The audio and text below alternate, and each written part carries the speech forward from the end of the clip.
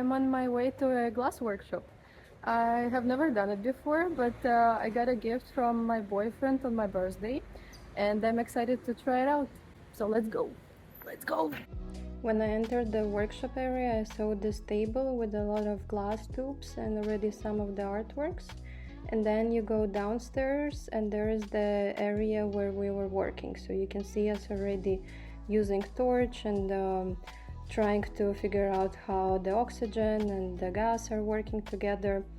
And it was quite a cool experience, to be honest. I was a bit afraid in the beginning, but then everything went smoothly, and you can see these glass tubes that we need to hold inside the fire and basically help with other tools to melt them and then to adjust their shapes.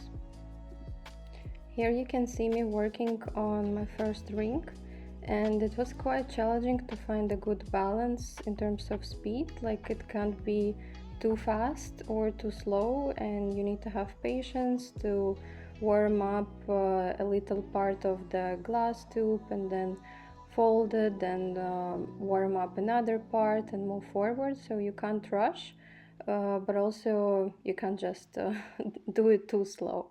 After some practice, it becomes as meditation, and you're just there with the fire and the glass, and nothing else that is happening around actually matters anymore.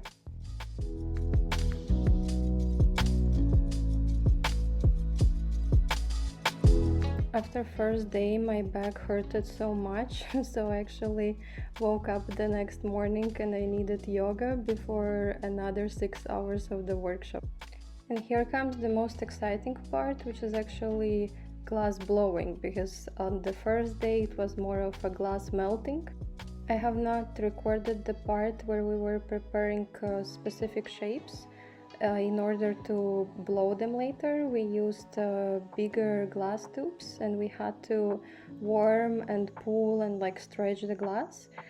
So now you can see me already working with this prepared shape. And at the beginning, of course, you need to warm it up again and then blow, but very slowly. And you also need to turn the ball. I'm not very good at it, as you can see, but at least this is something, right? It's been a while since I visited that workshop, but I still have great memories and I still want to continue working with glass. And now I'm actually ready to show you some of the pieces that I created. Not all of them, because some of them I already managed to sell at the Art.Beats event, but other you can see here. For example, I'm wearing my own earrings, I'm wearing my own glass, and let's see what else I have here. So all these funny balls, they were supposed to be round, beautiful balls like this one. This was the goal, actually, the target to achieve. I managed to do only one this, but I did a lot of creepy, strange shaped balls, and actually I kind of like them, so I decided to keep them, and I used them as a decoration for my table at the Art.Beats event, and a lot of people commented that it looks super cool. So now I have it as a decor element for my ceramics. Maybe I can also do with it something else. Maybe I can do like a crazy earrings or a necklace with this piece on top, or several of them. So I want to keep it, and I actually want to do more. Maybe I can learn how to do bigger bubbles, create some cool shapes, and maybe also use some metal or ceramics to make it into an art piece. So I like them. Also, I have this bigger earrings. Actually, I was not thinking to make earrings when I was creating the circles. It was just a practice during the workshop. But then I decided that they look kind of nice, and even though they're not shaped equally, there are a good piece of glass jewelry, and I'm actually wearing them from time to time, and they're super light, so almost don't weigh anything, and fit with a lot of outfits. And the last earrings that I made are this strange snakes or worms or whatever that is. This one kind of reminds me also of a swan because of the shape of a head. So maybe it's a swan snake. Swan snake. Okay, sounds about right to me. And I think you can wear it as a mono earring, for example, only this, and then something smaller on this side. Or you can wear both of them together. They are complementary, but not exactly the same. I made actually a lot of rings during the workshop, and 4 of them I sold at the event, but I still have these babies with me. The one that I'm wearing, I wear it almost every day. It's like a super simple one. Has this regular shape and it's completely transparent, but I love it. Another one is like this. It reminds me of this earring, so it can go together. And yeah, it's also super simple. Looks like this. Easy to wear. Easy to fit to any outfit. This is a bit on a crazier side, but it's also big to me, so if somebody wants, I'm selling this piece. And the thing that I'm proud most is this ring. It's also, as you can see, has a bit of shade because we were allowed to color one piece of glass and that was included in the workshop price.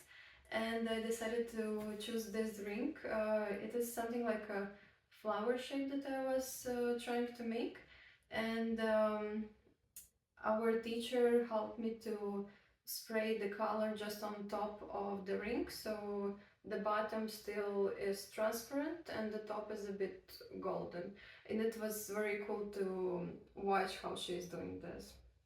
Yeah, so this is the big ring, the one that I'm most proud of. And another thing that was supposed to be also a practice, we were making a lot of this round elements, just practicing how to make rings, but I decided to keep them and I made the chain necklace. I don't know if it looks good with this outfit, but actually with something more open, when the glass is on the skin, it looks very cool. And you can change the lace or put another chain and adjust colors, adjust also how it fits. For example, it can be like this or even like this. So I think kind of cool one. I don't know if I want to sell it. Maybe I want to keep it for myself.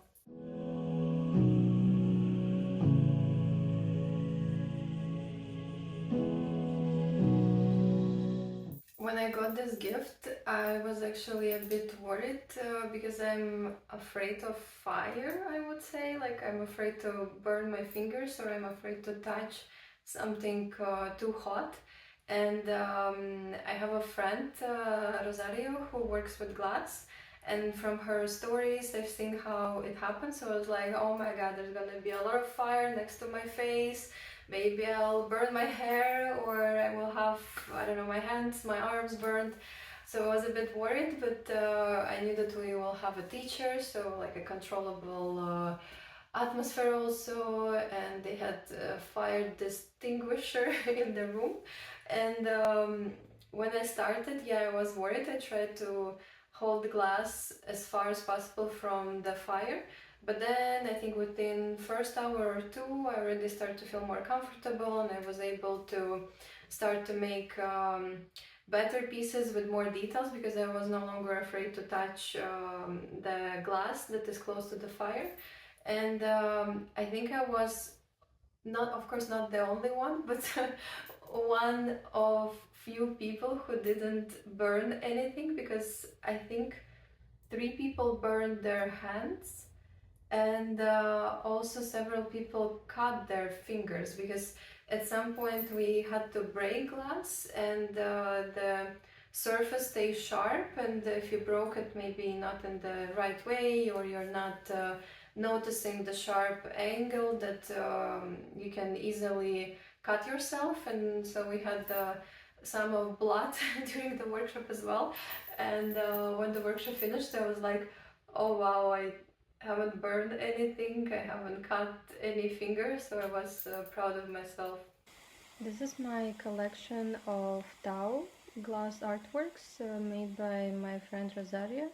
Not made by me, unfortunately. You can see how cool everything looks, and this green ring is the first ring that I purchased. But then somehow every time I met her at the different markets, I was buying more and more. And in the moment they have 5 amazing rings. I love them all and I wear them with different outfits, and I can't believe that something like a piece of glass can make my life so happy. Thank you for watching, and this is a sign for you to get some beautiful glass artworks.